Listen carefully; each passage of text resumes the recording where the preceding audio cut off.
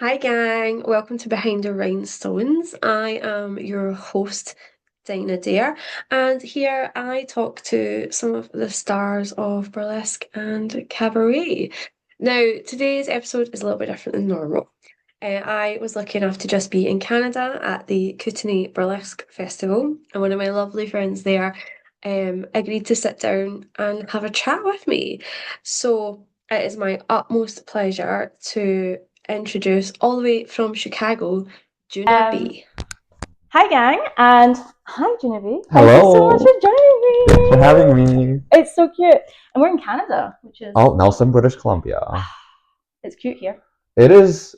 I feel like I'm like in a little nestled shelter, like nicely bubbled into the mountains all around us. It's super cute. Yeah. I saw that you went a walk this morning on like the river. Oh yeah. I wanted to go see the water. Yeah. And I want to like really just like sit and take it all in. Because I mean I've been traveling a lot and I don't get to. I mean I've never been here before. Yeah. So I want to like really take the time to like take this space in and like just sit in the moment of this like wild experience of Yeah. like doing a burlesque festival in Nelson, British Columbia. Like what? Which I'm not gonna lie, I did not know existed as a place Yeah, until I yeah, got. yeah. Same. I mean, to be honest with you, like there were parts of Canada that I straight up didn't know where was where. Like I had no idea where Montreal, Toronto, and Vancouver was. And if you had asked me to like put them on a map, I would have probably put like Vancouver like closer to the Midwest, Toronto somewhere up north, and like Montreal way out west. Yeah. And like turns out Vancouver is like just a couple hours north of Seattle. Yeah. So that's been a trip, just like getting familiar with the geography of it all. Because this is not your first Canadian. No, I performed at Vancouver International. Cool. I want to say early April this year. Yes. And that was a phenomenal experience. Yeah. Yeah. Vancouver one of my looks favorite gorgeous. Yeah, and Vancouver's food scene is so that's like one of my outside of sparkle life thing. I love food and I love fine dining. I see you post about food a lot, and I'm always like, Yeah, and like I love like exploring different cities through food, and gotta say, like Canada does something really well. And like if I could just like bring all of the poutine just like back to the Midwest, yes, I would love that. Like I just want to have poutine for the rest of my life. Like gravy, potato, and cheese. Like what is not to like? What is not to like? I haven't had poutine yet while I'm here. You have not had poutine yet? Not here, but it's happening. Don't worry. Okay. It's happening. I'm probably gonna have it for dinner tonight. Okay. But anyway, Vancouver's food scene is phenomenal. They have like a street where it's just like all Michelin starred restaurants. And like I could fuck with that. I could fuck with that. With that, were you like, oh, I'm poor? The second you like after eating all of the food, were you like, I have no money now? I will gladly go into debt to have all the fine dining food. If I ever become a billionaire, I'm just gonna have places in big cities, and I'm just gonna go eat food for the rest of my life. That sounds like a plan. Yeah. Well, you are currently Chicago based. Yes, currently Chicago based. I don't know when this is gonna air, but I'll be moving to New York mid-July. Really soon? Yeah, 2 weeks. To 18, 17 days now. I don't know. That's so fun. What do you know a lot about the New York scene? Have you performed in New York yet? I have performed in New York. My debut in New York was Boombox Burlesque last year. Cool. And that is a BIPOC only hip hop / rap burlesque festival. Oh my god. Run by some of the best people in New York. And that was mid September last year. Okay, cool. So you've kind of like got a feel, you know who you like you need to talk to get booking. I mean that's a small part of it, like actually performing in New York, but like I get to, and I'm sure you can also relate, but you get to meet people from different scenes during the festival circuit. Yep. And I got to meet a lot of New York performers even before I got to perform in New York. Yeah. So like, and New York is a huge city, and I don't know if you know too much about New York, but like each of the New York boroughs, like have like their own vibe.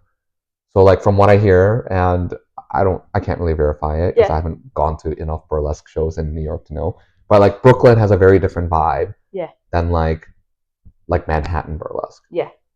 So I went to New York for my 30th, so it was 6 years. Christ, I nearly misaged myself. 6 years ago now. I nearly went 5. No, 6. And we went to Duane Park, and we went to the House of Yes, and we went to the Slipper Room, and they were all very different. It was great. Yeah, but it's a very different experience, like going to and just speaking for Slipper Room, just that one venue. Yeah, it has so many different shows. Yeah, and each show is curated in a very specific way to fit that particular show. Yes. So just because you went to one Slipper Room show doesn't mean that we quite understand what a Slipper Room vibe is like. Exactly. And then House of Yes was unhinged. Yeah. In the best way. And Duane Park is so classic. Yeah. Like tippity top end. It was very different. But I loved it. So would you ever perform in New York? I would love to perform in New York. What would you... If anyone wants to have me. What would you want to do? Like, do you see yourself performing at Duane Park? No, I'm not a classy gal. No? No? I have, like, a couple of classic acts, but I much prefer doing stupid shit. Okay. I kind of know this because you've chatted to Victor Devon and I listened. I don't know if you've heard mine, but it's really funny because when I did mine with Victor, I said to him off the record, I was like, oh my God, I just listened to the one you did with Joona Bae. It was like 2 hours long. I was like, I hope we're not doing that. And then we were 2 hours. Victor has a really good way of like letting folks open up and like share their story. Like he has a really, really good chemistry with everyone. Yeah. And that is like magic in and of itself. He's so good. He's so good. We ended up talking about politics and everything as well because it's obviously very different, and he was like very interested in what things are like in Scotland. But I had said to him off the record, like, oh my God, that one for 2 hours, like he's just talked so much. And then we got to the end of mine and he was like, so, and I was like, yeah, I did it. But it was fun. Yeah, so I know the story, but for most of my audience is the UK. So how did you get into burlesque? So it was December 2021 when I went to my first ever burlesque show. It was at the Newport Theatre, and they have a rotating producer show once a week called Newport Peakeasy. Cute. And it was like December, so like it was like Christmas Eve, winter themed. And until that point, I thought like burlesque is not for me. Person that was assigned male at birth, person that is not white. I thought this was not at all my art. And the first performer that I got to see that like really opened my eyes was Willie LeCue. He came on stage and I was gobsmacked from the very beginning. Like, here's a human being that is clearly a creature from some other plane of universe. And he just did his number and like I was blown away, and he stepped off, and then the theater producer comes up, Eva Lafiva. She comes up and says, yeah, let's give it up for Willie LeCue. That was not a number that he was supposed to perform. That was the wrong music. And he improv'd everything. Wow. Yeah. And I mean, it makes sense because like Willie's background is like very hip hop, very breakdancing, like that kind of background. And he has I've seen some videos on YouTube of him. He's so good and very, very talented.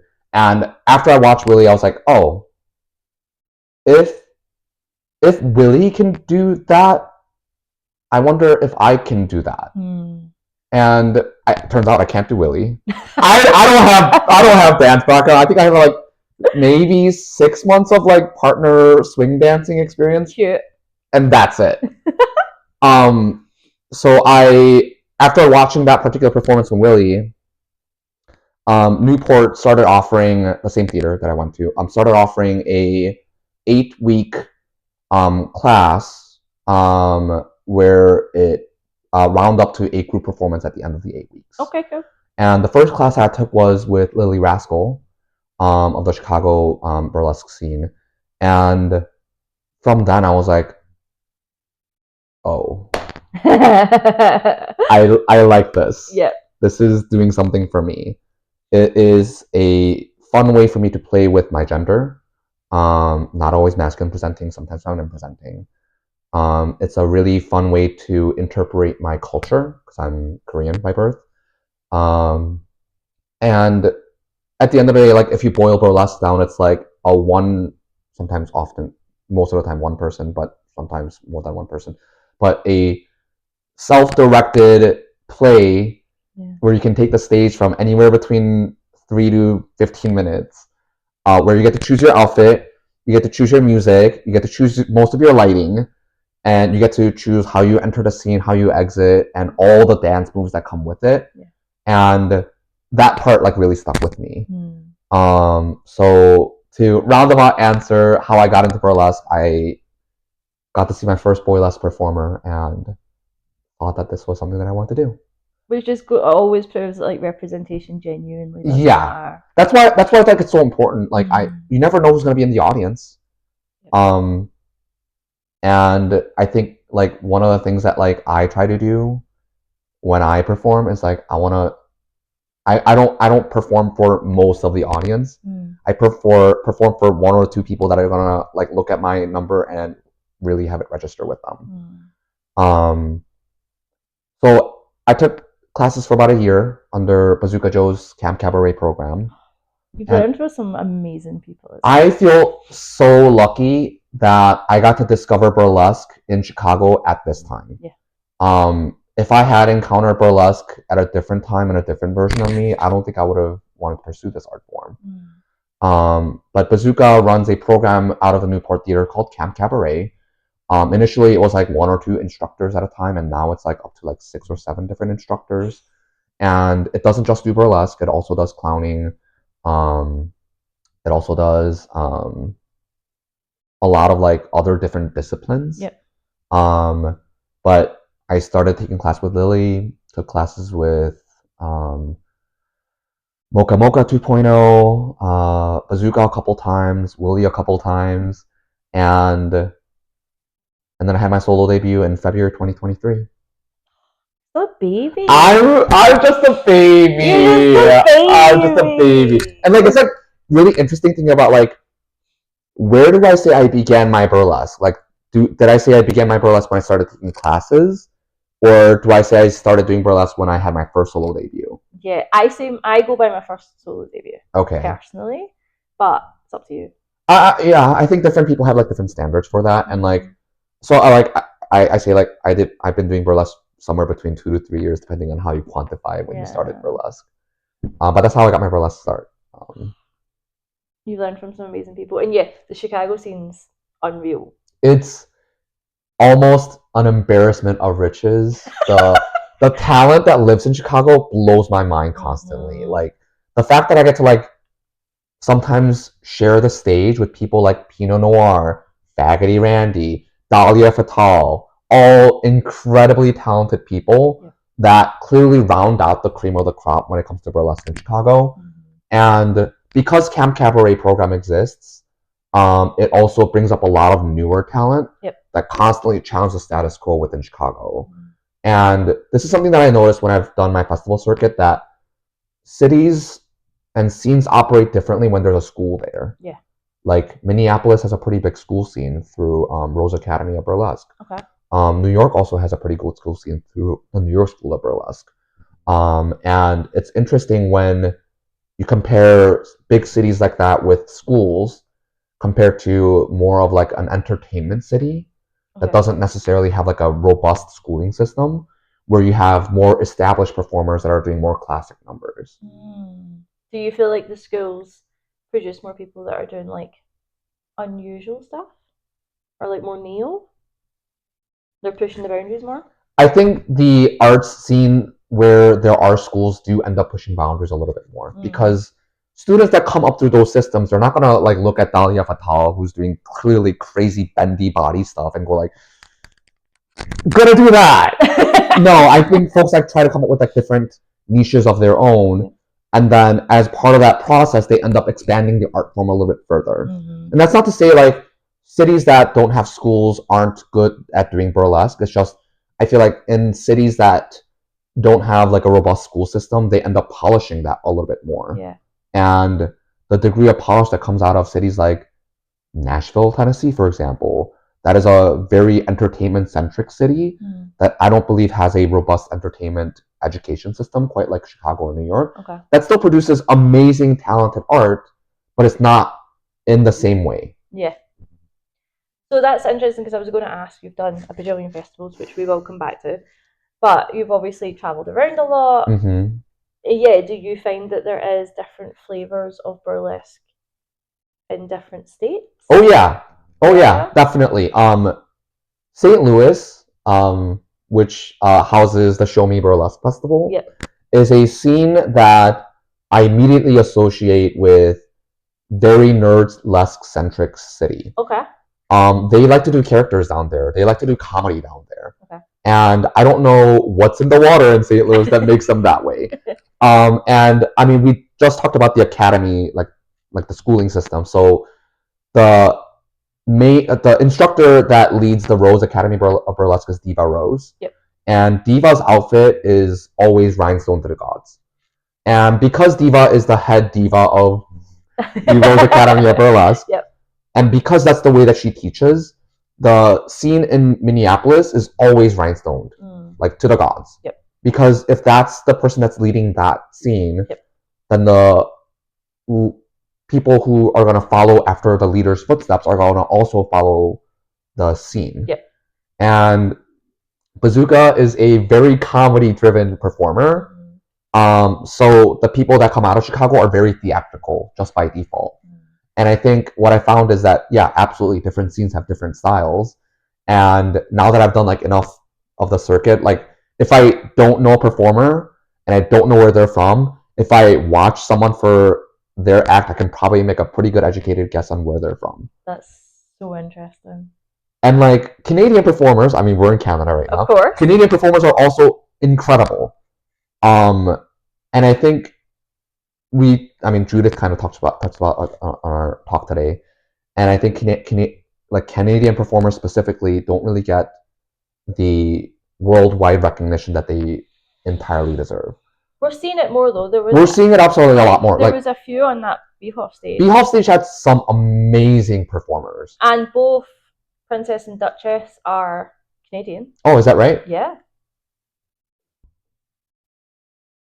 Because you're right. Yeah. They're both Canadian. Yeah. I mean, between you and me, I thought Viola Coquette was like the huge name that I was so impressed to see. Oh, it was so good. So good. Like so good. So clever. You never. I was like, I don't know where this act is gonna go, and I was surprised every step of the way. Yeah. Like when you think about a burlesque act construction, you want to think about like each layer of the act reveal looking like a whole full outfit. Yeah. And with Violette Coquette's number, I was like, oh, this is a whole story. Did you see her number last year? I did not.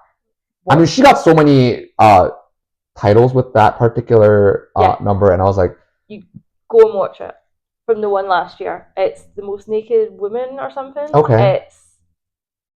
It also kind of subverts your expectations, but in the best way. Yeah. It's very clever. And every time I've seen a Canadian performer, I've just been blown away. Mm-hmm. Like Scarlet Delirium out in Vancouver, constantly blows me away.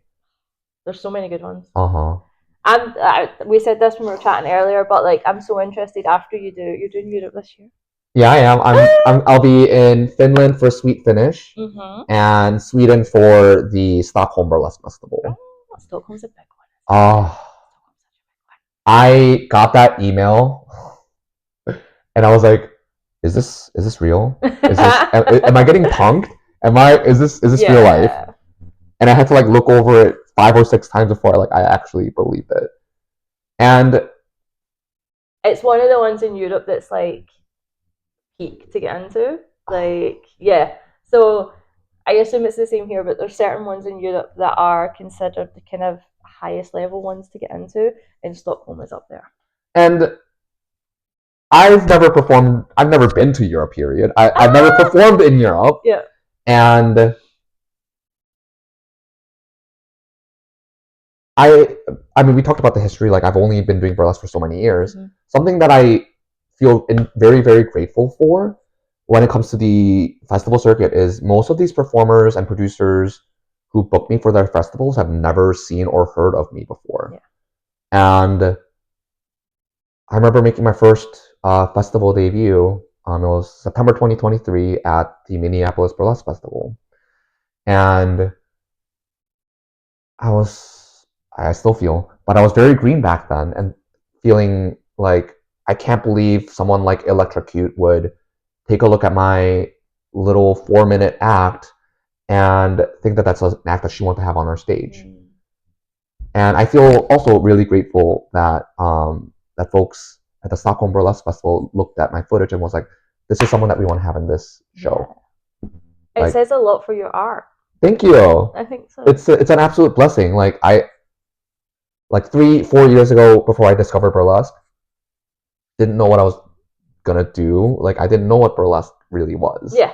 And I mean, this year alone, I think I'm up to 17 this year so far.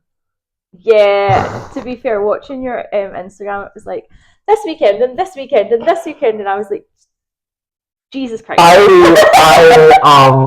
There was one point I'm sure you were literally doing a festival every weekend. There was a stretch of spring festival circuit that I had a festival from end of March all the way to end of May. Yeah.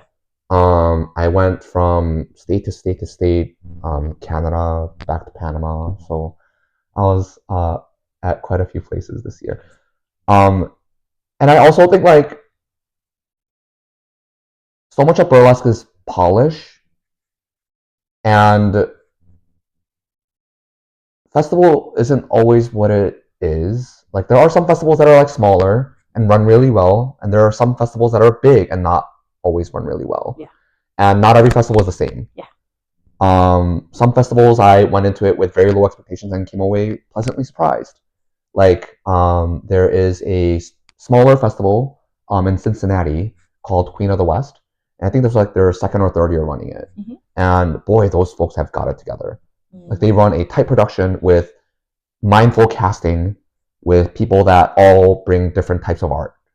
And that was like, I didn't really know what the festival was going to be until I signed up for it. Yep. And after having walked into and came out of that experience, I was very happy that I got to perform at that particular festival. And then there's other festivals there. We won't get into it. No. It's the same in Europe. Yeah. It's always the same. But I think I'm interested, after you've done the ones in Europe, I want to message you and be like, so how did you find European burlesque? I mean, we talked a little bit about that on our way to the Airbnb, and I am just curious to see, and I'm sure you've also experienced this as well, having done festival circuit yourself as well, but one of my favorite things to do when I go to a festival is like getting to see what the scene is like. Yeah. Like, Cincinnati clearly has its own vibe. Yeah. Ohio clearly has its own vibe. And I'm sure Stockholm will have its own vibe. And I'll be really curious to see and like check my notes and like compare, this is what European scene is like. And I'm going to apply to Dutch with these acts next year instead of ones that I applied with this year. Yeah. It's the festival, I think I said, we were kind of chatting about it, as we said, like the Italians love classic, the French love classic. Mm-hmm. The Dutch likes kind of weird and wonderful, but not pop culture. Okay. So yeah, you kind of have to like pick and choose. Stockholm tends to be quite varied. They take like a bit of everything.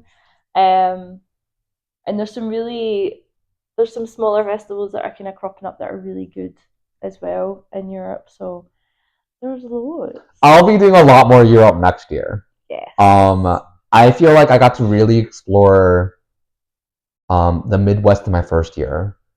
And then last year I got to explore parts of the US as a show performer. Mm-hmm. And this year I got to really explore the US and I mean just generally Americas as a festival performer. Yep. And next year I want to do more Europe. Yes. You have to. And you have to come to Scotland. Yeah. I have to do Scotland. You have to do Scotland. I will do a tour. Like, I feel really lucky that I have the day job that I have, which is remote. As long as I have Wi-Fi and my computer, I can do my work pretty much anywhere. Yeah. And why not just like live in UK for like a week and a half? Why not? You would honestly, you'd be fine. You'd be fine. You get bookings everywhere. So like, obviously we've kind of danced around you doing the festival circuit a lot. Mm-hmm. What sort of attracts you to apply? Is there something that you look at a festival and you're like, I want to apply for that? Or are you just kind of like, I'll apply for everything? I have become a lot more selective about the festivals that I apply to. Okay. First thing I consider is like, how well run is the production? Mm-hmm. And I mean, you can say this about shows and festivals as well. Yeah. But like, I don't always want to know how the sausage gets made. I want to see a professional production with a dedicated production cast members that are dedicated to what they do. So, like Show Me Burlesque Festival, the stage manager there is Mama Megan. And because she's been doing just the stage managing, she runs a very tight ship. And because she runs a very tight ship, the production is clean. So that's something that I look for. Second is, do I want to travel in that city? Like, because I love food so much. You're like, what's the food scene like? Yeah, something that I like keep in mind when I apply to shows and festivals is like, what is their food scene like? Do they have an interesting dish that I want to go try? Or a new restaurant that came up that like I want to go try with my partner? It's something that I keep in mind when I travel, just in general, but specifically for festivals. That makes sense. The third thing that I keep in mind is, what is the general festival's reputation like? And not every festival is the same. Some festivals carry weight if you participate in that particular festival. So something that I do when I get an invitation to perform, even before I say yes, is I check in with other performers that I performed at that festival. So we're here at Kootenay Burlesque Festival. I checked in with people that have performed at this festival before I said yes. And all we have at the end of the day for this art form is our name and our branding that we carry on forward. And I don't want to say like I'm not going to do a particular gig if it has a bad reputation. I'm just going to be a little bit more considerate of it before I say yes. Because at the end of the day, you don't want your name to be associated with something that's not positive. Yeah, and like I mean, you've been doing this really well, talking about how much it costs to attend and perform at festivals. So like I also consider like the dollar value. Like, festival scene does not pay. No. Most of the time, maybe even for headliners too, most of the time we're doing this at cost. So if I'm gonna choose to go to a different country or city and share my art at cost, what is in it for me? And so the last thing I consider when I submit applications to festival is like, am I sharing art that I want to share in this space? But also, I think there's an element of, who's there? Who else are you going to meet? Like, one of the things that got me for this one was I saw the number of people I know at this festival is unreal. And I was like, oh my God, I want to see my friends. No, you're just a very friendly person and you make friends everywhere you go. So of course it's going to have a lot of people that you know. I was like, I want to see my friends. So yeah, but I do think there's an element of that. You have to think about, there's a lot of money. Like you've talked about, you get the privilege of working remote. I always say I have the privilege of having a very well paid job. So I can afford to do this. But there's also sacrifices you have to make. If you're doing this with your weekend or with your money, there's other stuff you can't do. One of the big sacrifices that I had to make, because I'm pursuing burlesque in this way, even as a hobbyist, is I had to sacrifice a huge part of my time with my daughter. And I mean, going back, like even before I discovered burlesque, the privilege of the pandemic was that I got to spend so much time with my daughter.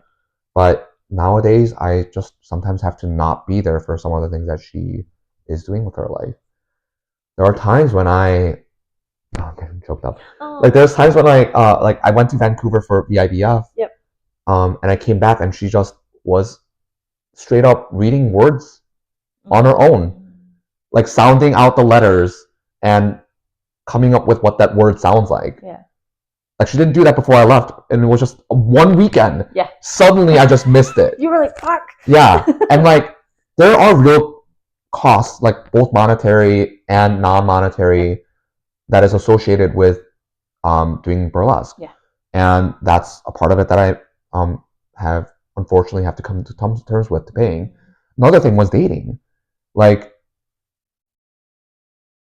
it's really tricky to date as someone doing one burlesque period, because this is such a vulnerable art form and not a lot of folks really understand why we do this thing. But also because I was traveling so much, it was hard to find and build connections with people. Like, my Google Calendar is a smattering of colored notes. And sometimes when I look back at it, I feel really proud that I was able to fill my calendar out that way. But it is hard. It was hard to build relationships with that kind of schedule. Yeah, I can't imagine. And even maintain the friendships and relationships you have. Like, I definitely find it difficult to see my friends sometimes. Because I'm like, yeah, I'm not here for several months. Yeah. It's really difficult. But, like, I was going to ask how you sort of find a balance with being a parent and doing this so much.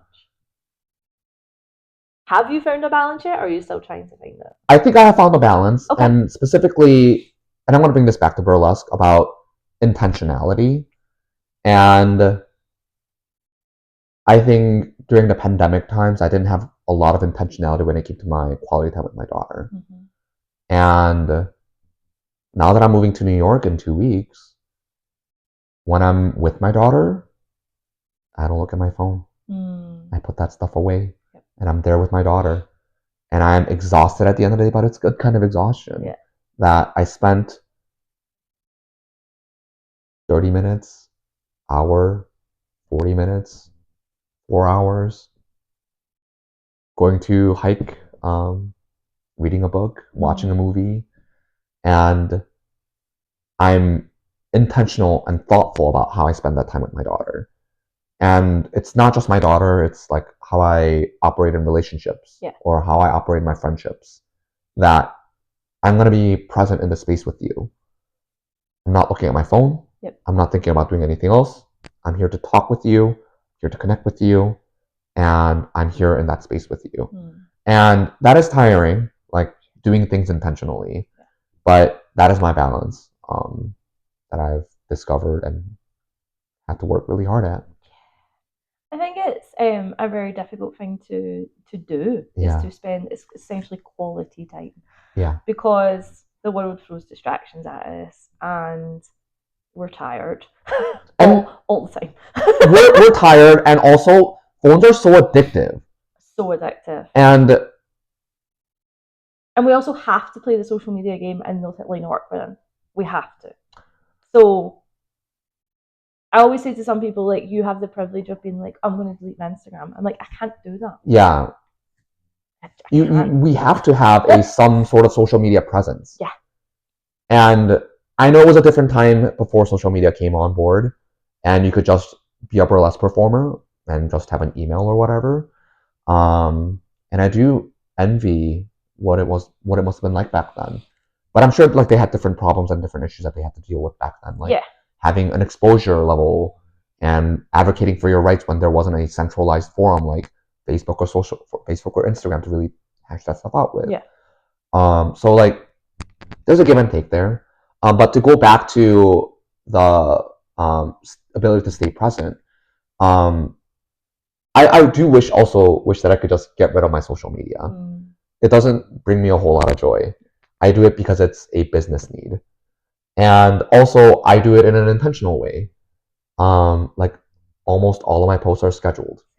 I have it like sometimes weeks planned out in advance. Like when I was doing my festival circuit in spring, when I had a festival every single week, that shit was scheduled out months in advance.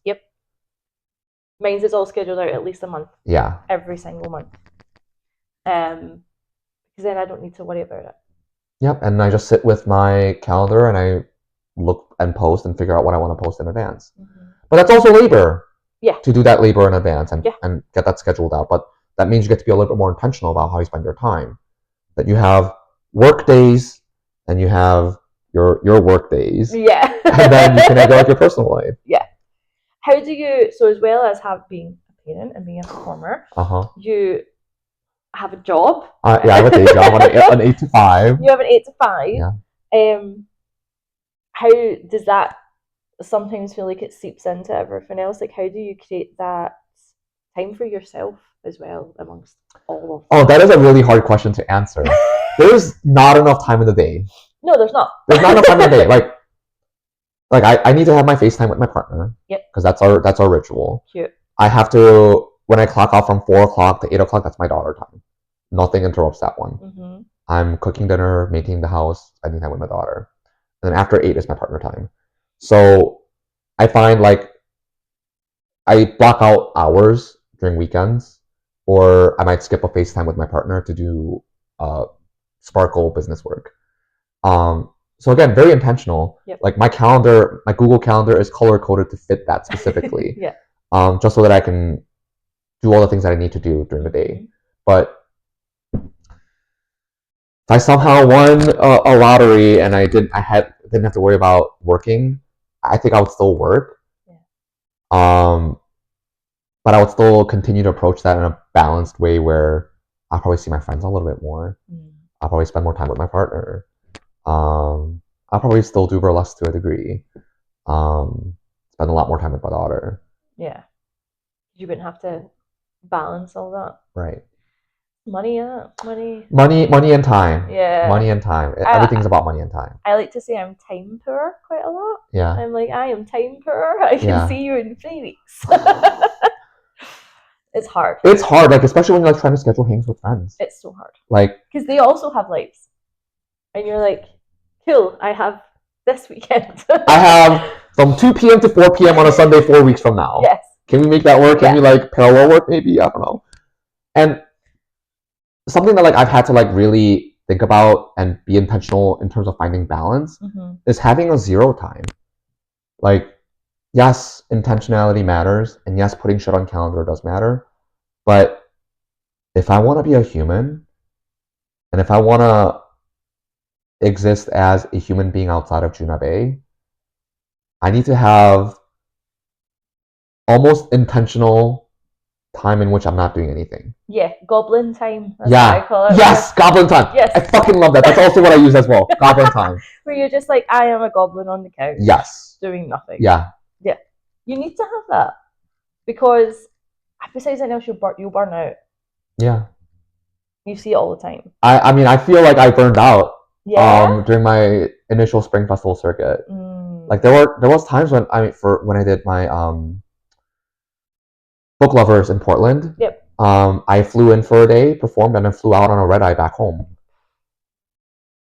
Yeah. Would have loved to have had a longer trip to go from Vancouver to Portland to Denver and then back home.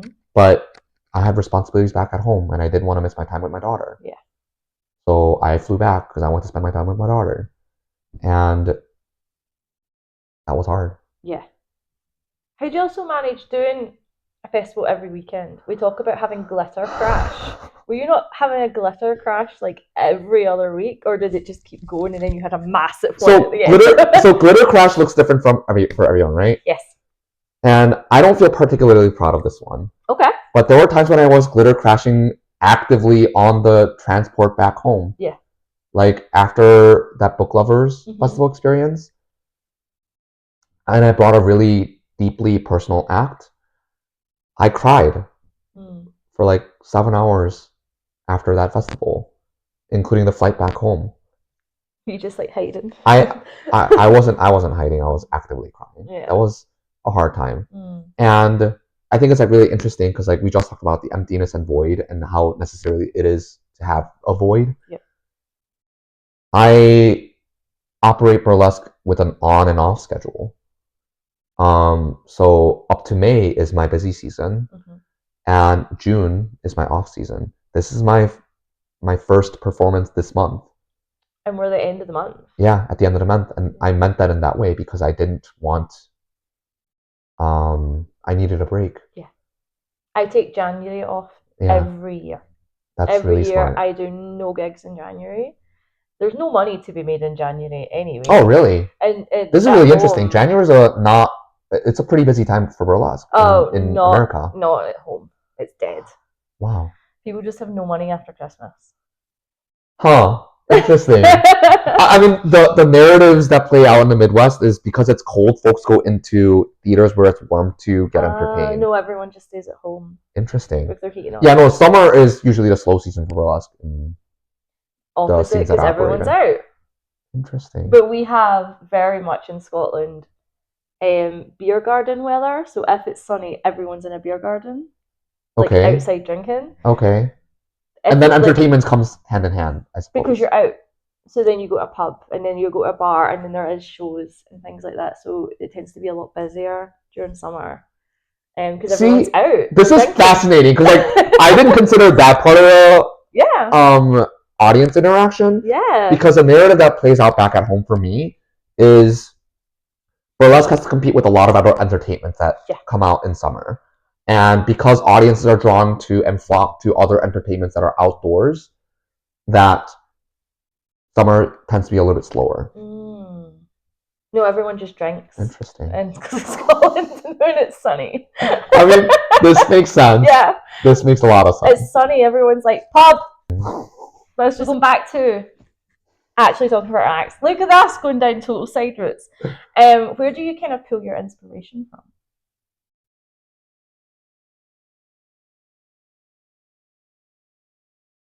I think a lot of my inspiration comes from the art that I want to see in the world. Oh my god, that's such a cute answer. Yeah, I think I create a lot based on, I mean, we're in burlesque spaces all the time, and it's hard not to be inspired by the burlesque that we see. But when I think about like creating my own art, I want it to like come from within me and tell a story that is uniquely mine. So the act that will be making festival circuit more next year is my Not Your Fucking Goddess act. It is a classic fan act for about 80% of the act, and then it becomes a Draglasque act at the end. And I did think about like, is this a story that I want to tell? Because the original motivation for that story came from, I want to tell a story of a folklore figure from Korean culture where her power is tied to her clothing. Okay. And when she doesn't have her clothes, she can't fly anymore. And I thought like, oh, this is a burlesque number. Yeah. Like, if I lose my layer, I'm going to lose my power. That's how I want that story to translate. And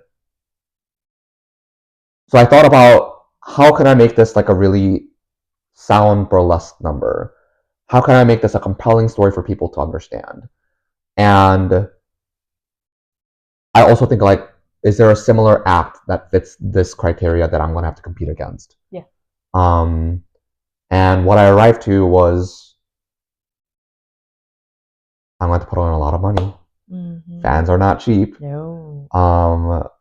And as a not a dancer, dance lessons and fan lessons are expensive. Yep. And the costume itself is all custom. So I had to work with a costumer for that one and get a custom costume piece made. And it became an investment, but the original art creation process came from within me. That I wanted to tell a story about being fetishized on stage. And as performers, like, we are, to a degree, we have to be okay with being objectified, to be okay with being seen as an object for whatever fantasy they want to live. Whatever history they came up with, they're going to see us with that lens. And I want to tell a story about how I'm not a goddess. I'm just a human being. And I've been really lucky to share that act at Portland for book lovers. I had a lovely person who was able to read a translated folklore story that I grew up with in English and share that story in book lovers, and I got to share and show me. And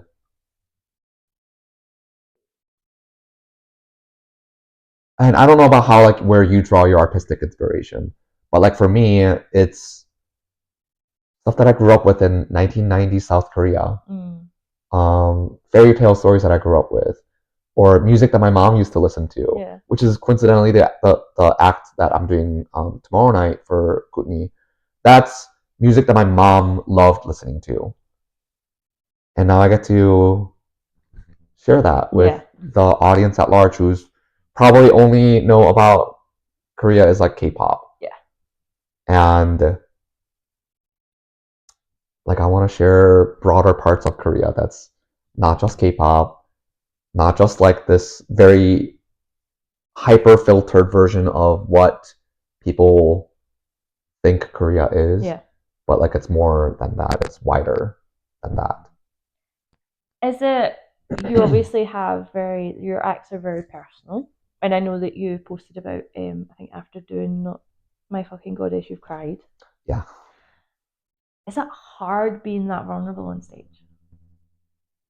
Is it scary?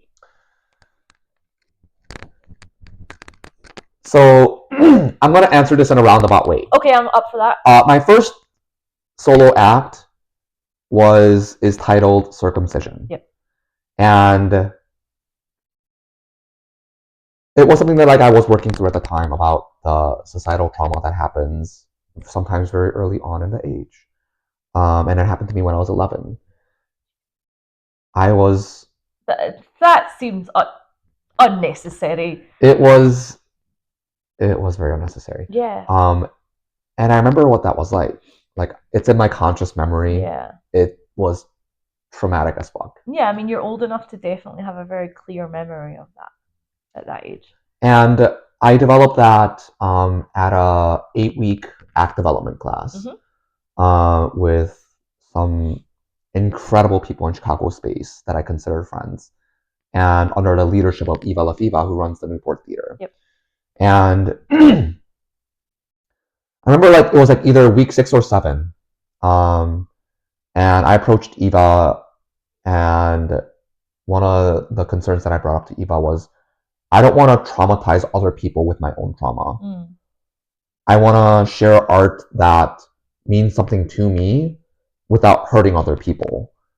And she told me about a really vulnerable act that she had created, that she thought it meant something to her, and she wanted it to translate to other people. Yep. And when it wasn't received particularly well, she took it upon herself that she maybe didn't do the right number, or that art wasn't right for her.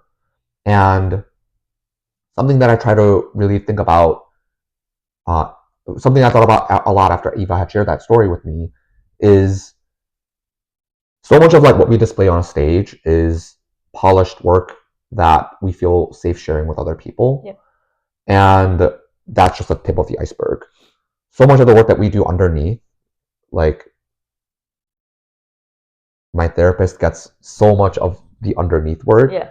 My partner gets so much of that underneath work about how difficult it is to actually process all of that and create an art that, yes, vulnerable for me and vulnerable for me after, but it's polished work that I can share with people without feeling like I'm doing harm onto the space or harm to myself. It's polished stuff that I feel comfortable sharing. So yeah, it does make me feel vulnerable. Like the prep work required to share that particular fan piece is I have to get myself to the point of crying without actually crying on stage until the end, when I can actually cry. And that's work. Yeah, that's emotionally draining every time you do that. And like that's something that you have to think about. Like it's a different type of investment, right? Yep. Like money investment is separate. There's emotional investment. That's part of that. And there's a limited number of times I can do this number. And so like, I mean, going back to like the intentionality of it, it makes me hyper aware when I bring this particular number that it's gonna have to be real. Yep. And that I'm gonna have to work to get it to be shared on stages. Yeah. And I only apply with this particular act when I know I can bring it.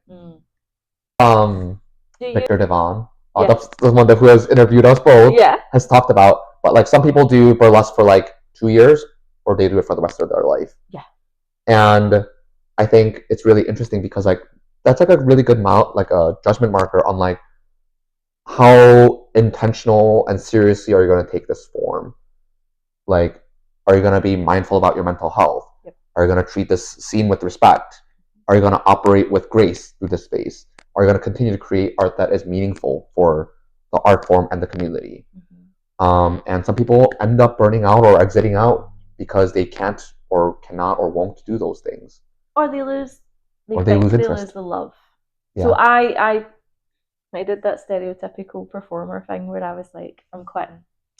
So 2.5 years ago. Uh-huh. Oh, would it have been? No, are you? What year is this? This is 2025. This is 2025. 2023. The start of 2023, I was like, this is my last year. Wow.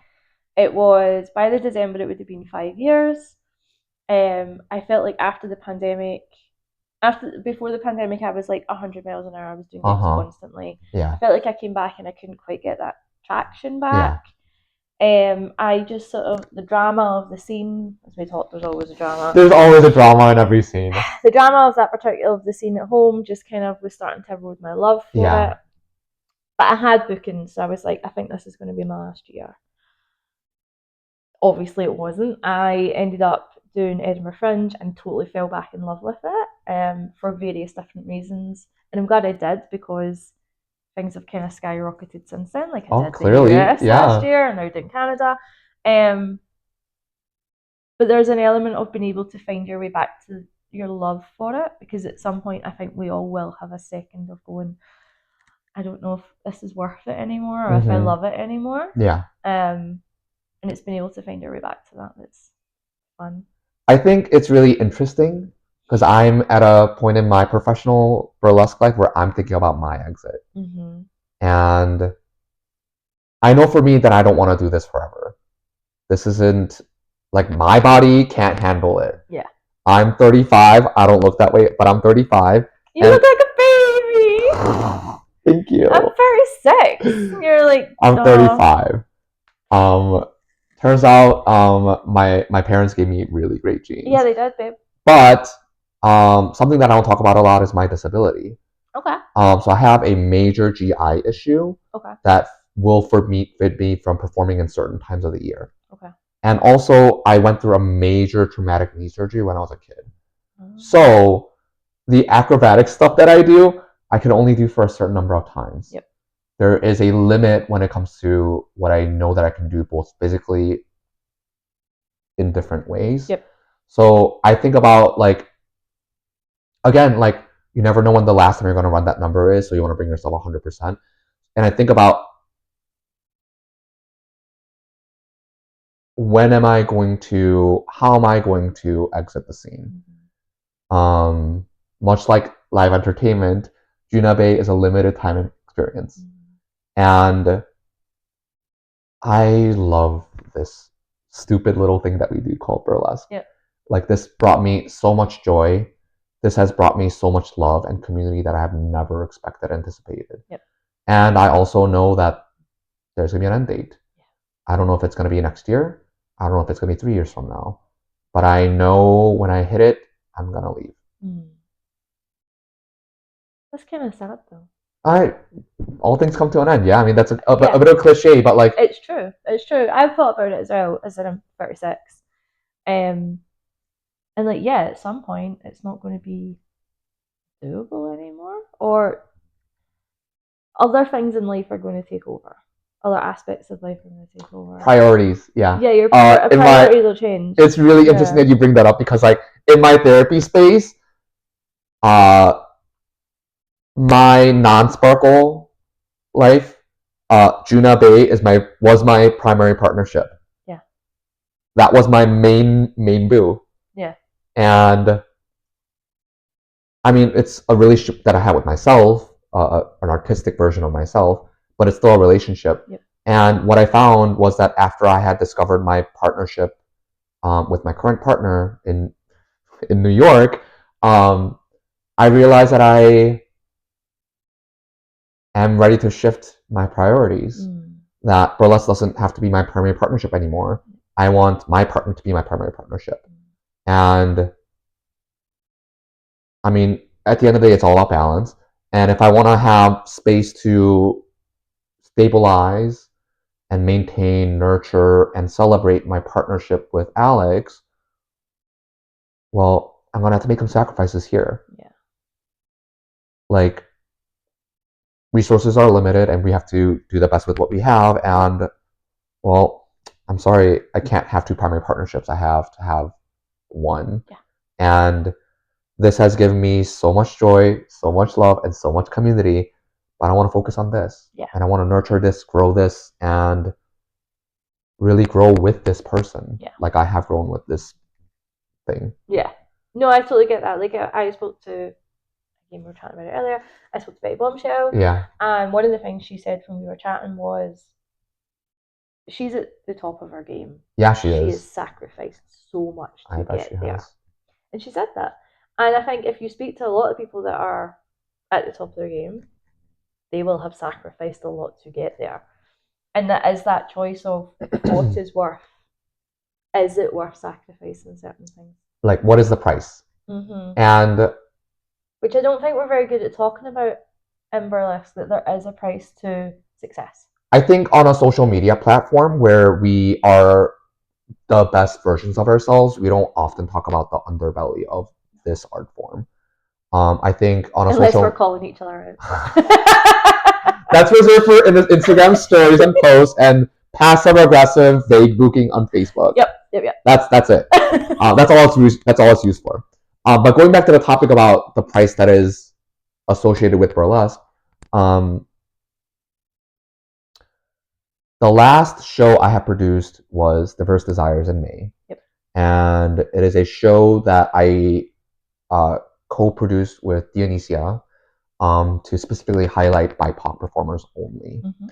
And at that last show in May, Honeybee Rose, yep. Did her step down or her BHOP winning act, The Gladiator. Yep. And after she did that number, I was watching from the back because it was my show. She said, "I'm gonna have to put this on the shelf for a little bit because it is rough on my body."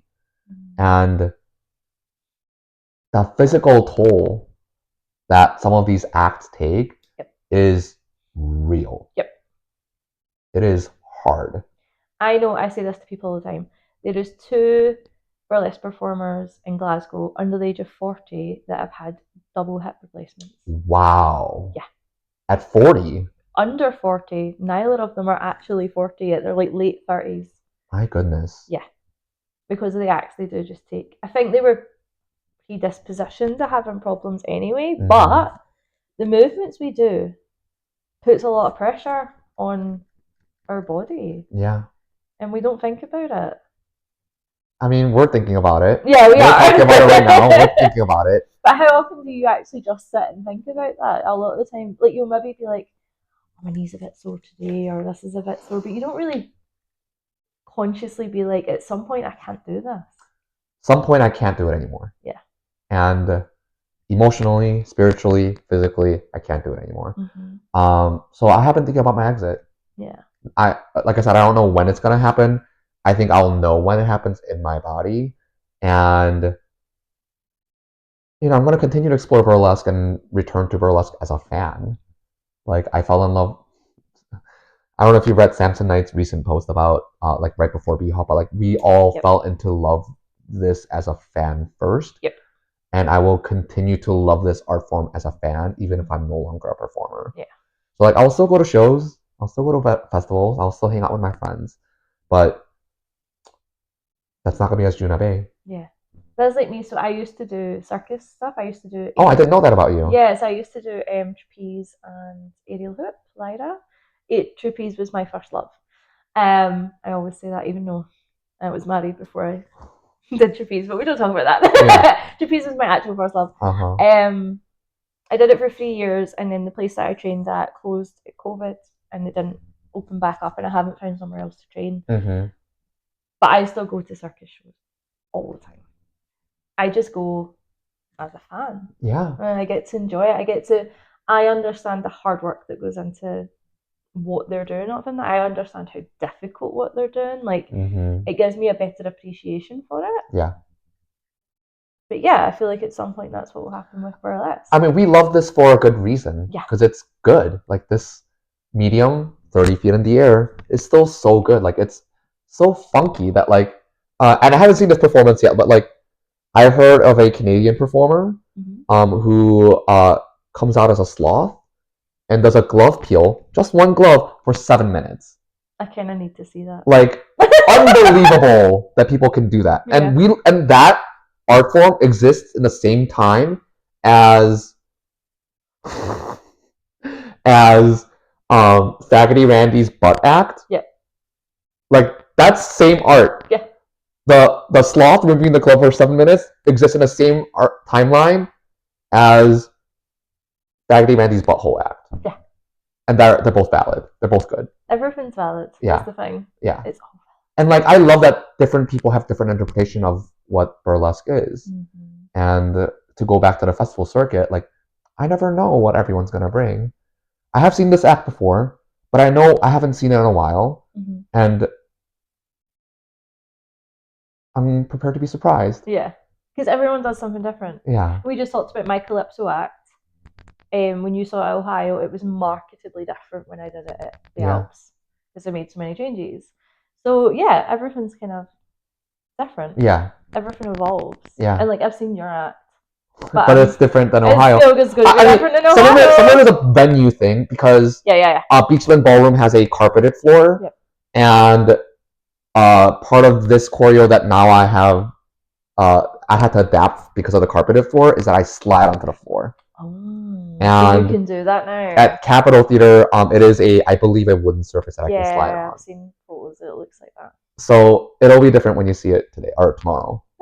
I'm excited. I'm excited to see everyone, to be fair. And I think I was wrong. You're bringing a different act for the show. Yeah. But still, it'll be fine. Yeah. I've written all these questions, and I feel like we've actually done tons of them, even though we were just chatting. But I'm trying to see if there's any that I'm like, is there any that I want to ask you? No, we've literally talked about all of them. That's hilarious. What are you working through lately? Let's get right into it.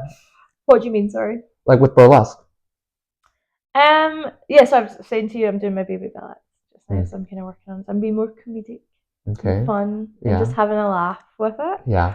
I think that's where I get my joy is making people laugh and making people have fun. I think that's why the act I'm doing tonight. Fuck, it's tonight. It's tonight. Is one of my favorite acts to do because the audience. I always get a good response. Yeah. And I think people always laugh. And I think I enjoy that. And I think this is like the part of the burlesque that like constantly surprises and mesmerizes me. Because for me, humor seems inaccessible. For me, I'm a sexy being. Or a sad being that wants to validate other people's feelings. But like that's separate. I find humor to be incredibly difficult to access on my stage persona. And I don't know if this is something that Judith said earlier on the talk, but like she's a very funny person. Yeah. And clearly she's a very funny person. Like you can't get away with saying Canadian beaver. Yeah. Like without laughing at yourself to a degree. Yeah. But like for me, I don't find that I can create acts that are just funny. I find that people can find joy through my act or happiness through my act, but my initial approach isn't humor. I find humor difficult, I'm not going to lie. Like, it is a challenge to create an act that is funny, but I also think I find joy in challenging myself to do it. Oh, so like, is that getting out of your comfort zone for you? To an extent. I think it's more... Were you a funny kid growing up? Physical comedy is harder for me. I'm a very sarcastic person. I think I can be quite witty. Yeah. It's a very Scottish trait to be quite what's the word I'm looking for? Self-deprecating. Okay. So I'm quite self-deprecating, but in like a funny way. So the physical humor I find difficult, but that's what you need to do to obviously make it translate on stage. Yeah. So in my head, it's really funny. Like being a baby bell is fucking hilarious. Yeah. But I'm like, how do I make that work on a stage? Oh, so like you're thinking about polishing it in a different way. Yeah. Like making it stage ready. Yeah. Like how do I make it funny to people that I'm a baby bell on a stage? Like how do I get them to come along with the fact that this is a fucking hilarious concept? Yeah, because they have to buy into your concept and they have to be along for the ride. Yeah. Otherwise, they're going to be like, 5 to 6 minutes of like, ooh. Yeah, they're going to be like, oh, this is just a strip. And you're like, Oh, it's funny. And look, like, there's nothing wrong with just the strip. No, there's not, but that's not what I'm going for. Yeah. That's the difference. If it was just what I was going for, that would be fine. And do you think about, like, running your act an X number of times? Like, something that I think about when it comes to, like, budgeting and doing resources for acts is, like, how many times do I want to do this number? Like, I can't do a song that I get bored after a dozen listen. Yeah. Like, it has to be a song that I can listen to 1,000+ times before I get tired. So what I think about is, yes, how many times do I think I could do this act? Do I like doing it? So like Pleasantville, I've done loads, but I could do that act for another 10 years. I think it's hilarious. But I also think about the costume. If this act no longer suits me, can I repurpose this costume? Interesting. So I have a costume, a red and black one, which was one of my, I think it was like my third act. It is no longer to the same music, and it is a slightly different concept, but it's the same costume. Interesting. Because I've just repurposed it. So I think about that. So my Baby Bell act that I'm making, the costume that I've got, I know that I could repurpose that for something different in the future. That's fascinating. That is so different from how I approach art. Because I have to think about, like, if I'm going to invest in this, is it built in such a way that I could use it for something different later? Yeah, you want your investment to be flexible. Yeah. I think for me, the fan act that I explained earlier, Not Your Fucking Goddess, I'm trying to get that submitted for BIPOC next year. We're hoping. If you get any BIPOC, I'm gonna have to fucking go. Jesus Christ. You can watch from online. Yeah, but you don't have to pay another $3,000. Yeah, no, but like, I also want to be there. So. But the original song for that is like 4 minutes and 30 seconds. Yep. And I had to pare it down to 4 minutes for the BIPOC rules. Yep. And I feel like I'm losing the heart and soul from cutting just 30 seconds of the song. Okay. So for me, my acts are outfit to music to concept is married. Yeah. And when I think about repurposing my costume for an act, doesn't make sense. I can't do my circumcision number to a different song. Doesn't work. I think that, so the act and the music are definitely together. It's the costume that is the one thing that I could use that for something else. I can't bring my circumcision costume with my bloody crotch and any other... Well, yeah, that's totally fair. But that's like, so my costume for Pleasantville can't be used for anything else. Okay. Like, the way it's made, what it does, like, I can't use it for anything else. But your belt act, it might apply for someone else or some other song? Like, are you approaching it with the same kind of flexibility mindset? So I'm trying. So Pleasantville is very much the way I made that act. I made it specifically with this concept in mind. The costume is that concept in mind. The way it was built is like that. But I have like my Calypso one, my blue one. I could technically do that. I could technically eventually make that a different act. Like, I could just pick and choose. Like, I might want the bra, or I might want the pants, or I might want the corset. Like, but that's something the person I learned from talked about that, because she was like, if you're going to invest an amount of money, you have to think about how can you repurpose what you're buying into something else. See, that's a really smart advice. So that's because she put thousands into her costumes. So she was always like, how can you repurpose what you've got? So that's kind of how I've sort of tried to approach a lot of my costumes, is they're in such a way that I could take bits and pieces if I wanted to. Pleasantville is probably the only one that's like very specific to the concept. And Harley, to be fair. Yeah, it'll be hard to do. Harley's Harley. Yeah. So yeah. But yeah, what about, obviously, you've got Not Your Fucking Goddess. Are you working on anything else? Just I had to put a new act that I'm developing on the shelf for a while. Okay. In some part because festivaling is expensive. Yep. But I wanted to develop a horror act. Oh. That's quite different for you. Yeah, it's not something that I really lean into a lot, but in my personal life, I'm a big horror fan. Yeah. I love watching horror movies. I love What type do you like blood and gore? Do you like psychological? I love psychological horror. Yeah. I love the kind of movie that gives me nightmares for 3 weeks. I like, funnily enough, like Korean horrors. Oh yeah, Korean horrors are really good. Which ones have you seen? Tale of Two Sisters. Oh, that is my favorite horror movie. Because it's fucking terrifying. It is so good. The unreliable narrator. Yes. Mechanic that lives in that movie is so good. It's so good, and like each of the individual characters goes through like their own version of horror. And do you remember that scene where the woman is having a seizure and looks underneath the sink? Yes. That scene has given me nightmares into my 20s, and I saw it in my teens. The scene that always sticks with me is when one of the sisters is just walking down the hall dragging the bag. Oh yeah, with the blood that's coming out. Yeah, that's like when I say Tale of Two Sisters, that's the first scene that comes into my head. It's that scene, and then also the wardrobe. Oh yeah, with the yeah.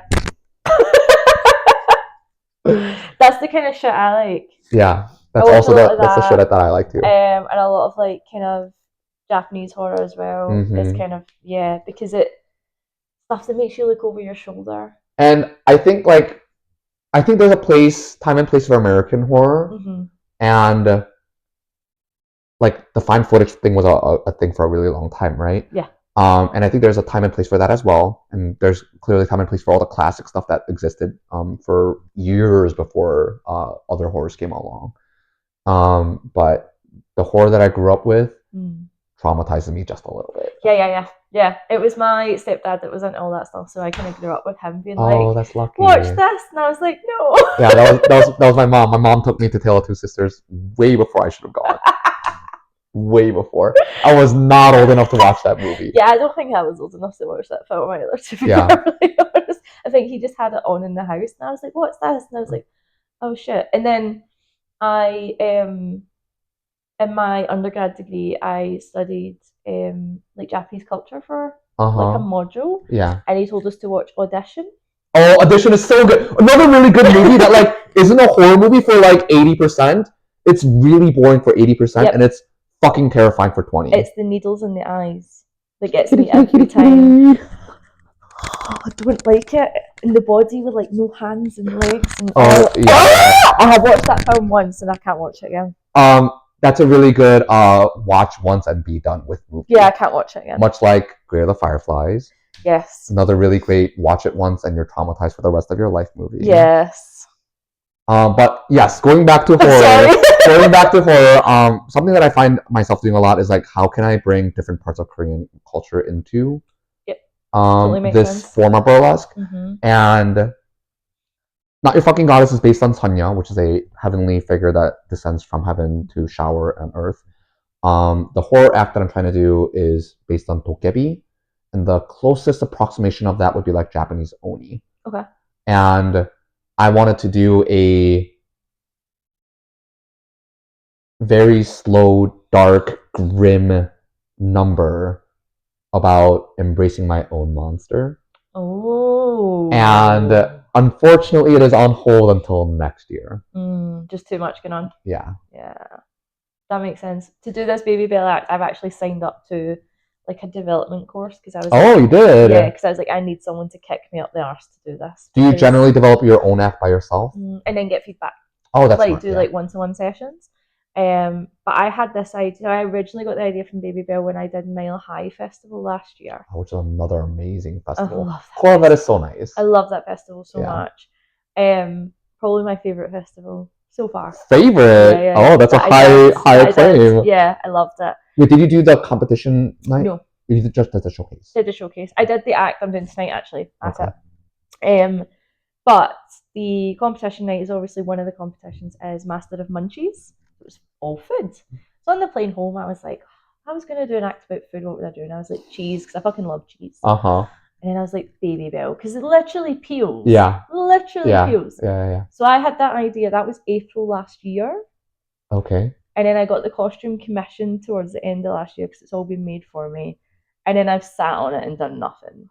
You know, one of the things that we don't talk about enough is like how long act development actually takes.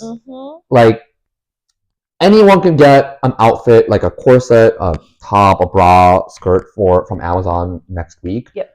But the actual act development that it takes to, one, find choreography that makes sense, two, concept that fits, and three, musicality moments and opening and ending that fits all really well. Also finding the music, unless your music comes first. So the music did not come first for me. The concept came first. Okay. Is that how it traditionally works for you? It's went both ways, like me. So I've had acts that it's been so Pleasantville concept came first. Calypso, I think I found the music. So it's kind of differed, but I really struggled to find music for Baby Bell. I'm happy with what I settled on. Yeah. It's a Christina Aguilera song from like the noughties. Because I wanted it to be cheesy. Yeah, and so people would know that song. Yeah. So it's going to be real stupid. Okay. But yeah, like it's a hard process to work out what works. What comes for you? Like, does a concept come? Concept always comes for me first. Like the horror act, I wanted to do a horror act. And it's like really interesting because like again, everyone has like a different interpretation. And something that I took away from Vancouver is like people love horror up there. Yeah. They specifically book 1 or 2 horror acts a night just on purpose because there's just demand for that there. And when there's a show, there's a space. So I also developed a vampire act based on just a concept because like there's a show in Chicago called Theater Des Vampires. Oh, yes. Run by C.O. Bast and Sally Marvel. And that's just a show of just vampires. I think it's like the weekend before Halloween or something like that, and it's all vampires. Sometimes it's a comedy stand-up act of a vampire. Yeah. Sometimes it's someone that's like literally pouring blood on themselves, but you never know what you're gonna get. So I always start with concept first, and then costume comes after, and then music. Music I find to be one of the last things I specifically identify with because, I mean, like everyone, I have a playlist of all the music that I want to perform to, but not everything's the right fit. Yep. Finding music can be so hard. Yeah. It can be so hard. Yeah. Sometimes I'll just hear a song and I can just picture it. Like I almost like can see myself on stage dancing to it, and that's when I'm like, oh, I need to dance to this. But that doesn't happen for you. No, it doesn't. Like there was this one time so this was the one lone circumstance in which the song inspired me first. Okay. I was doing a photo shoot with a boudoir photographer, and she, her name's Flirty Boudoir, and she does a really good job of creating a playlist for you that she plays while we're doing the shoot. Yeah. And she had this hip hop song that came out of nowhere. I was like, I'm gonna do a song to this one. I said it to her in person, and then that's the act that I got to bring to Boombox in New York last year, and I'm gonna get to bring it to Ohio this year. And like sometimes you never really know when the inspiration is gonna hit. And I don't know if you feel this way, but like for me, I miss listening to music for music's sake. Yeah. I miss just like going through a radio and just like, oh, this is a bop. I want to listen to this later. These days, when I listen to a song, is this shorter than 4 minutes? Is this gonna be a good song for burlesque? And I've tried to pull myself away from that recently. Yeah. But yeah, I feel like sometimes my brain will hear a song and it's just like, oh, I can't, like the way it goes, my brain already starts to like create. Even if I'm never gonna dance to it, I can like see myself dancing to it, and I'm like, oh, can we just listen to it? There's so many concepts and songs that I've just like straight up shelved. Like I'll come back to it when I have bandwidth. Yeah. But like we talked about, act development takes so long, and it is a huge investment, both time and money wise. And so I don't have the bandwidth to develop. I think the first year I did burlesque, I think I developed like 6 or 7 numbers. These days, I think at most I do 1 or 2 numbers a year. 1 a year, I feel is fine. Yeah.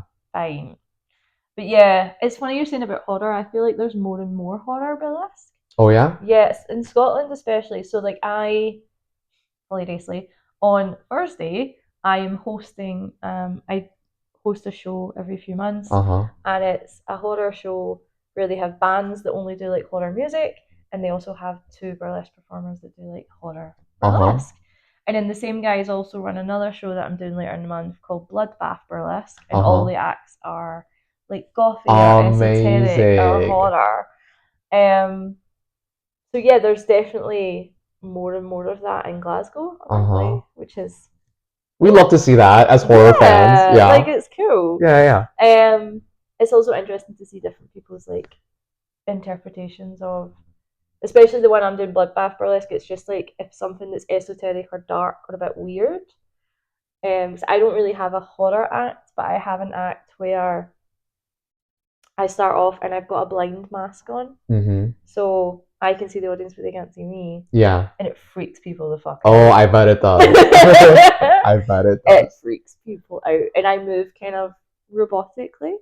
The concept is meant to be like we put people. It's kind of meant to be like about Hollywood stars, kind of back in the 30s and 40s. We put people on a pedestal.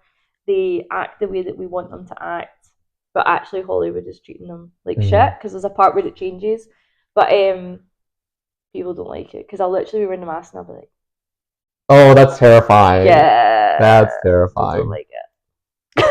But we love it. I want to see more of that. I think it's fucking. I don't actually have a video of it because I do it very rarely. Yeah. Yeah, I'm gonna try and get a video of it this month. I would love to see it. Yeah, if I find it, I'll be like, here you go.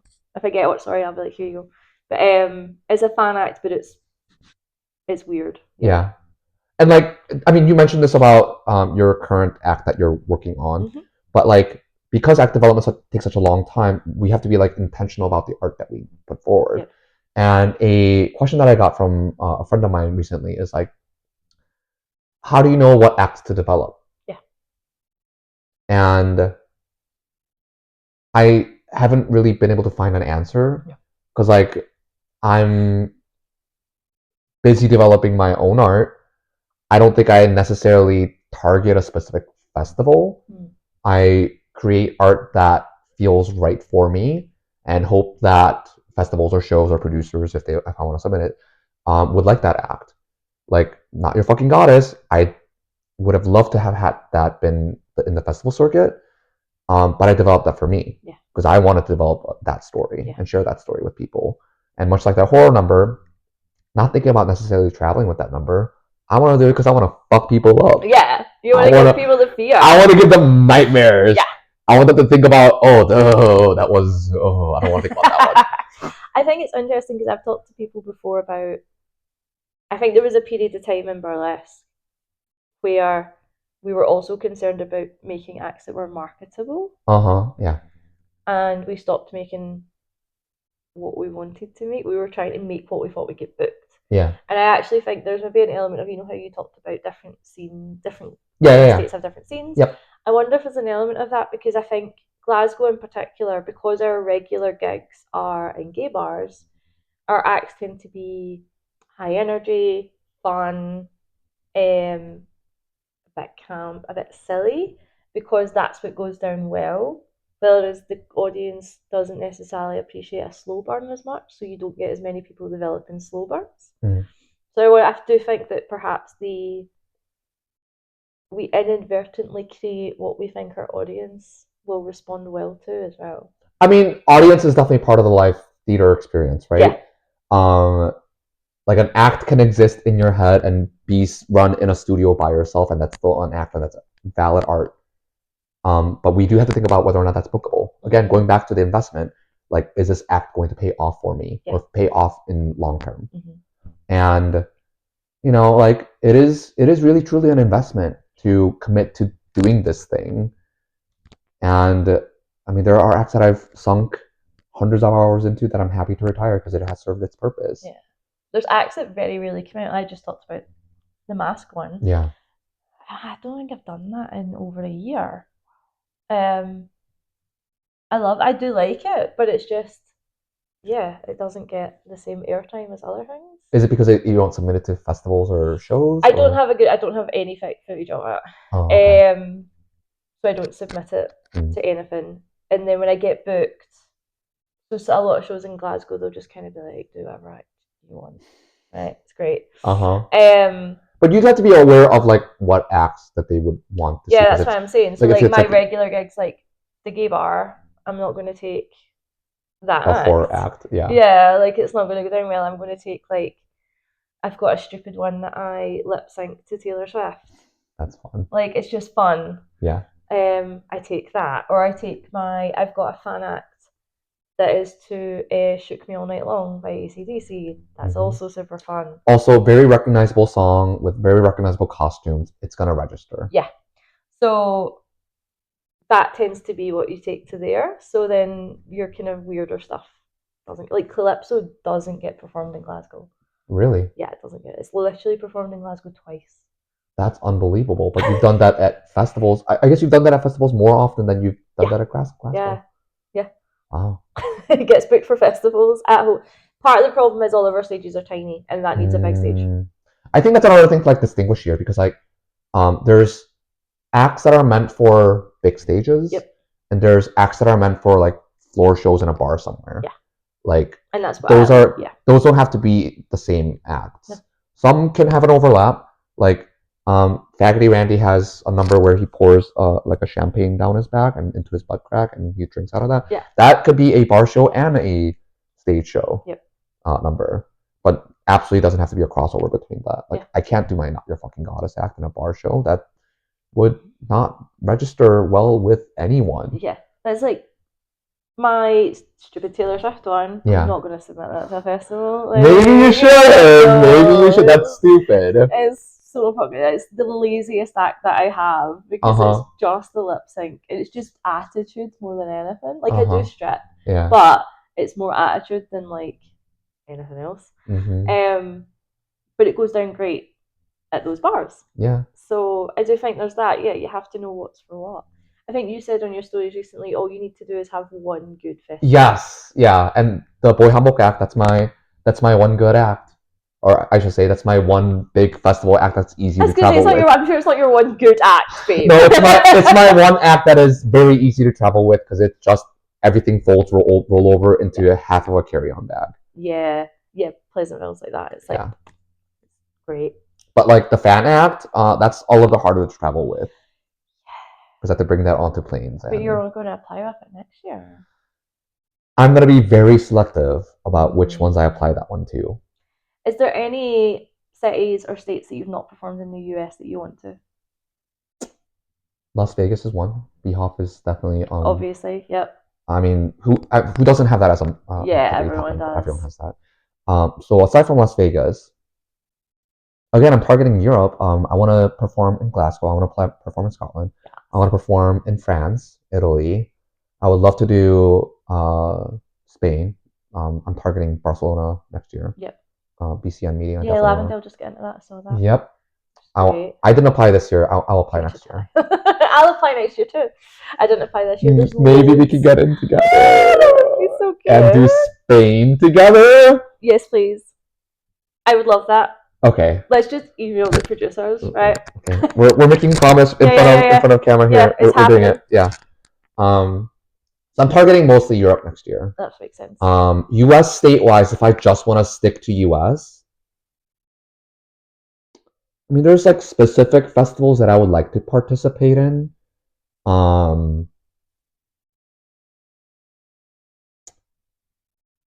As much as I love New Orleans, I don't think Teaser would really have me. No. I'd love to do Teaser. Teaser sounds like a bomb. Like it sounds like an amazing experience. Yeah. But I don't think any of my acts will like really fit in there. Land of the Sky is something that I would really, really want to do. I've heard great things about Land of the Sky. Yeah, the two producers that run it have nothing but positive accolades in the space. Yeah. So Land of the Sky is up there. And I think that's. Have you done Mile High? Yeah, I did Mile High this year. Oh, great. I love Mile High. Yeah. I recommend that to everyone. I'm like, do Mile High. It's like a festival that like I went into it with very low expectations. Because like it's a weed themed in Denver. I'm just going to have fun with it. And the talent that showed up to Mile High was like, it blew me away. And I don't know how much of this was because I had a hit of joint and I got to see a burlesque show Mile High for a little bit. But the talent that came through was unbelievable. I just thought it was really fun. Yeah. I just loved it. And I really liked Denver. I thought Denver was a really nice city. Denver has a really good scene. Yeah. I don't think I would do Mile High again just because I already did it. Yeah, that's fair. I mean, I don't know if Pacific Northwest is gonna come back. I heard great things about that one as well. Yeah, Valerie Vales is amazing. Yeah, but I know that that's having a break. Yeah, they took a break, I think, last year. Yeah. If that comes back next year, that's on the top of my list to apply. Yeah, I've heard that's a good one. I mean, I'm moving to New York, and while I've already performed in New York, there's festivals there that I haven't performed yet. Yeah. So, Asian Burlesque Festival was my first ever burlesque festival experience. Amazing. And that's not on an application basis; that's an invitation basis run by Calamity Chang. And so, I would love to do that one. And I think that's about it. Like, if there's festivals that like really pull my fancy and it's a city that I haven't traveled to, I would love to apply. But my focus next year is Europe. East in Europe. Yes, that would be so good. Yeah. Just come to a tour and I'll be like, again, I think it's just gonna be like I need to see what Europe is like so that I can better apply with acts that I think would fit the European market. Because I'm sure as you've noticed, and we've talked about it a little bit, like Canada is a little bit different than America, and America's states are a little bit different, and it's different. I mean, if there's anyone that jumps out, you can message me, and if I know, I will let you know. I'll be like, oh yeah, that's a very classic festival or whatever. Because like, I've got friends that have done a shit ton of the European festivals, so I have a vague kind of idea of what we'll get into what. Okay. Or what they tend to look for. Yeah. So yeah, I can at least maybe try and. Some of them, it's a total wild card. Like, I mean, you and I briefly talked about Dutch and how difficult it is to get into that one. Dutch is impossible to get into. Yeah, I mean it's not impossible, but it's really. They had what 650 applications. It's another one that's like very, like esteemed to get into essentially. Yeah. When I did this year, I would highly recommend the Alps Festival. Oh yeah, I saw that you did that. Yeah, I'll apply for it next year. So good. That's in Grenoble, France? Yes, France. Kind of similar to Nelson in that it's in a valley surrounded by mountains, but the mountains are the Alps instead of like here. Also in France! Also in France, yeah. But that was a very well-run festival. Mimi that runs it is fantastic. She's such a lovely person. The headliners, like we had Foxy Lexi, who obviously has just went on to be Princess. Yeah, amazing performer and super fucking sweet. Like, and we had Celeste Lee and Jen Ricky from Canada. Oh yeah, from Montreal. Yeah. Yeah, so they did their Titanic act, which I have never laughed so hard in all my life. That's amazing. So yeah, they book really good performers. Okay. So I was one of those ones that I go in and I was like, me? Okay. Yeah, that's how I felt about getting into Stockholm. Like, what? Yeah. Am I sharing stages with all of these people? Yeah. And like, I'm one of 2 American performers for that one. The other one's from Austin. Nice. And again, like I just had to like read my email like 5 times and go like, did they send me this by accident? Because that has happened before. Oh yeah. Where I got accepted into a festival. New York. Yes. Same. Where I got accepted to a festival by accident. Same. And look, copy and paste errors happen all the time. That was just an unfortunate one, and they did do a really good job of like de-escalating and trying their best to rectify the situation after. So, like they did their best with that one. But like Stockholm, I was like, I'm gonna wait. Yeah. To see I'm not getting punked. Mm-hmm. Or it's not a mistake. Yeah. Yeah, I did this. I've done the same with festivals. I'm like, I'm just not. I'll just wait and make sure. After that, with New York as well, I was like, oh, I think I'll just wait. But yeah, I really like how there seems to be more Americans coming in than gigs in Europe. It's quite cool. Yeah, I think American scene is great, and it clearly gets a worldwide recognition, especially on the BIPOC stage, and that's fair. I think something that maybe, I mean myself definitely, but maybe other performers are also looking at is like diversifying their burlesque intake and seeing what's available in other cities and countries. Because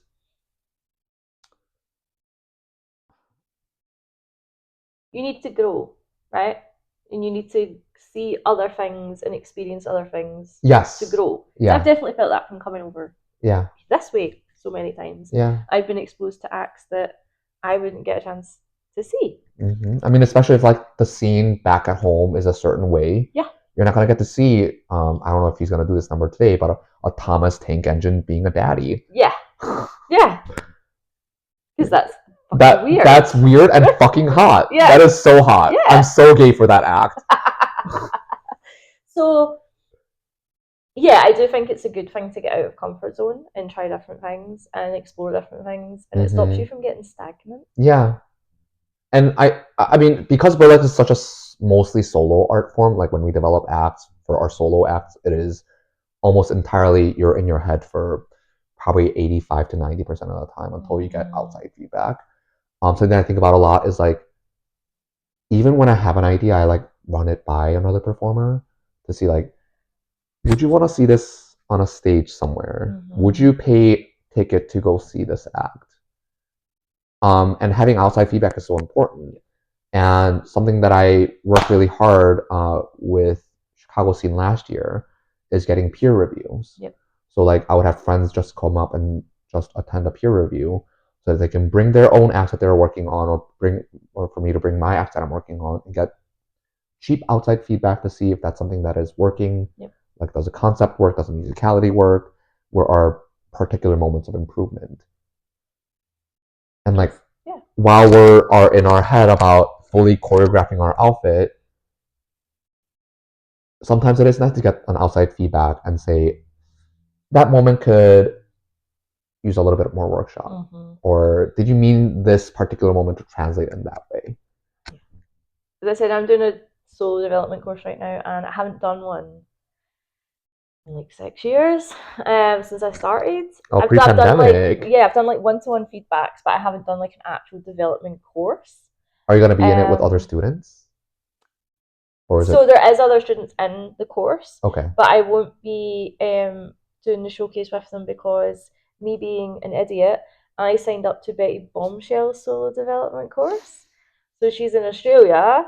Me and Isla Storm are basically attending it remotely. So we're getting Betty's guidance to develop her new acts, which is amazing. But it also means on Sunday mornings we attend 4 a.m. Zoom calls. Oh my goodness. I mean, that is worth it for Betty. Yeah. But my goodness, that is a commitment. Yeah. So, and she's given us feedback on our development, but I have never shown, it's been years since I've shown someone an act that early on in the draft. How does that make you feel? Fucking shit, I hate it. Yeah. Like, Ginger talks about your shitty first draft, Ginger Lee Valentine. Yeah. Showing Betty my shitty first draft was I hated it. So how are you going to do it? I've already sent her one, so we're on week 2 at the moment of a 5-week course. Okay. So I sent her my very first shitty first draft last week, and I was like, huh! And do you feel like you're like at least heading in the right direction? Yeah, I feel like she's giving me good feedback already. And then I've already recorded the video for her this week and sent it. Okay. So, because I won't be able to attend the call this week because I'm here. Oh, right. Yeah, the time difference actually means it's 8 o'clock on Saturday night, but like that would mean missing the show. Oh, that is unfortunate. So I'm not doing that. So yeah, but it's hard showing someone like your workings essentially. Especially like stuff that like is clearly not fully fleshed out yet. It's really not. It's like getting naked in front of someone new for the first time. Like, I don't know if I want to show you. Yeah, keep it lights those off. parts. Keep it lights off. Yeah. It's like, it's that part of creating an act where you know certain bits, but then the bits in between are kind of messy. Do you also get to see other performers work as well? If you're on the Zoom call, then yeah, you will. Because other people are kind of like doing their stuff in the room. And you don't have to go into too much detail, but like, do you also have that same thought process about how they're also going through something brand new with you? They're just as raw as you. So me and Aya, because we're both based in the UK, we're doing it. We are like messaging each other and sending each other like That's so our sweet. drafts. Yeah. It's lovely to have a friend that you can have like that kind of connection with. And she was literally messaging me this morning because she was in the studio practicing hers, and she's like, "Oh, this is so messy, but this is what I'm thinking of doing." And she sent me a clip, and every time we send each other a clip, we're like, "This is so messy, but this is what I've got so far." And I was like, "We need to stop caveating it." I love that. But yeah, it's cute. I mean, having that like supportive network, and not just sugarcoating things when things don't need to be sugarcoated. Well, that's the thing. We've been giving each other ideas as well, because it's like, I'm not really sure what to do here. Like, why don't you try this? So that's been quite nice. So is Aya like your traditionally go-to for bouncing? This is the first time we've done it because we're in this course together. Yeah. Wow. So, but we're friends, so it's fine. Okay. So you already have an established level of trust there. Yeah. Okay. So it doesn't feel like she's been up in Glasgow and performed a few times, and we've hung out and stuff. I'm going to London end of next month for a holiday, but we're going to like go for drinks. So like, yeah, it's like an actual friendship. That's lovely. So I don't feel too uncomfortable sending her like my shitty. I'm like, here. Well, sending it to Betty is fucking terrifying because it's Betty Bombshell. Yeah, but that's different. That's different. She's a world-class star. Yeah, you're like, oh, Betty, here you go. Oh. There's so much pressure there. But I mean, she created this course so that she can help y'all develop. And she's so lovely. Yeah, she is. So, but it's uncomfortable. Yeah, but you'll work through it. The discomfort means that you're doing the right thing. Yeah. It means I'm gonna, but it's horrible. Speaking of discomfort, I have tech in half an hour. Oh. So we should finish. Okay, I should finish. But thank you so much. This has been so much fun. We didn't get to talk about our tattoos. Oh my god, I know! And our tattoos alignment. Like, I need to take that actually off. Hold on. Oh, hello. No. Ha! Yeah. Wow. Oh, you also have the mask. Yeah, my plan is to get all these soot sprites. I'm going to get them like dropping down here so they eventually like join here and then more down. Lovely. Isn't that cute? And that's not, obviously it's just a red panda. Yeah. But I just really like red pandas. They're fucking stupid. Uh-huh. I really so like cute. They jump out and see rocks and go and then yeah, Mononoke's up here. That tattoo must have been a fucking nightmare. In terms of pain wise. Yeah, and I wasn't smart about it because I got it the day after. I've got a massive piece here. Oh no! Day after, so you got 2 tattoos back to back. 2 different artists. That does seem like a mistake. It really was because this piece put me into shock. Like I had like my teeth were chattering. Oh no! Because the way she tattoos, I'll show you later. You'll see me on stage. Yeah. But it's like sketch style. The way she does it, she was quite heavy. She's a Polish artist. It's the only one I've got by her. She's quite heavy-handed. Yeah. So that put me into shock, and then the next day I got that. And then I went out. Wow. Good for you on surviving that. I mean, yeah, I was like 26, so that's why. I mean, look, we make some decisions at different parts of our life, and we learn from our mistakes. Well, now I'm like, I'm just gonna put numbing lotion in. I'm like, I'm such a bitch now. I've got so many of them. I'm like, I'm just gonna put some numbing lotion on. And did it work? Yeah, I don't get tattoos without numbing them anymore. I just can't. I raw dogged through this one, and my god, almost. Oh yeah, because it's on your I mean, it's in the same spot. It's just so sensitive here. Yeah. See, I have soot sprites and not Kodama because Kodama freaked me out. Yeah, that's what. Don't like it. That's another burlesque act idea that I had to shelve. I wanted to do a reverse strip as Princess Taka and do archery because I do archery in my personal life. That's cute. Right, I need to go. Oh yeah, we gotta go. So yeah, we're done. Thanks. Bye.